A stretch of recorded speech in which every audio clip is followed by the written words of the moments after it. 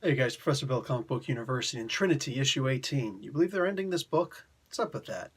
Anyway, let's get to that a little bit later. For right now, they're on Scartaris, and I love that they're being briefed by somebody. I got to see who they're being briefed by because this is hysterical. I love this.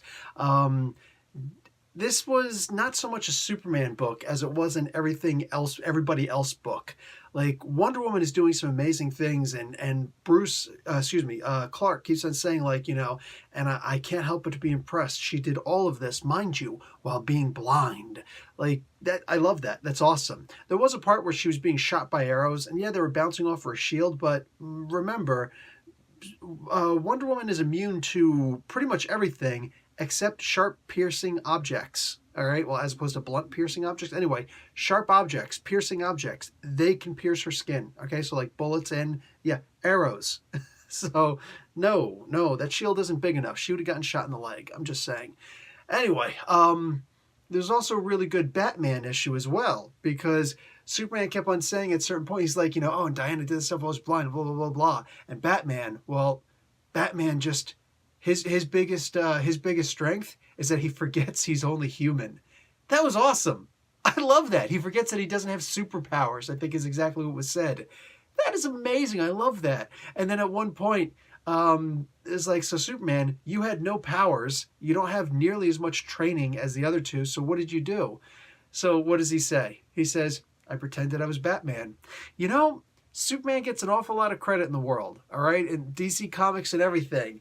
It's nice that he's giving a little bit of something over to Batman. All right, this reminded me a little bit of that one Batman issue where the double date, Catwoman, Lois Lane, Superman, and Batwoman, Batman. That would have been something. Anyway, so this was really cool. I liked this. I did.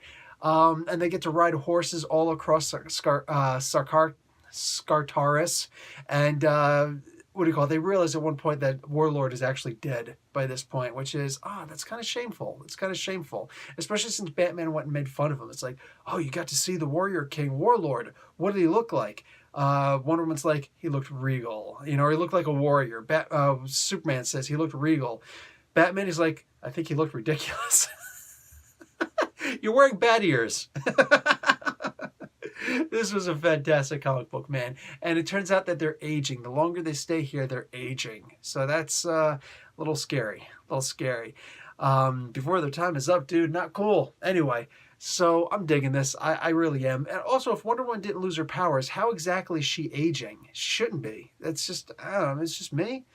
Anyway, really liking this comic. I'm sad it's going to end. At the same time, I can't wait to see the end of this arc. So here's a little tugging and pulling. I'm going to give this comic book an A-.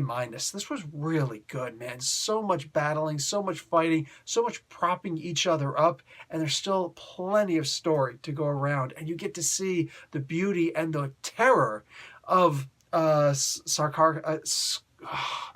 what I'm talking about. Also, Demios, you get to see him a little bit. He's looking in a little scrying pool. I'm digging it. All right, guys. Professor Bell, Comic Book University. Class dismissed.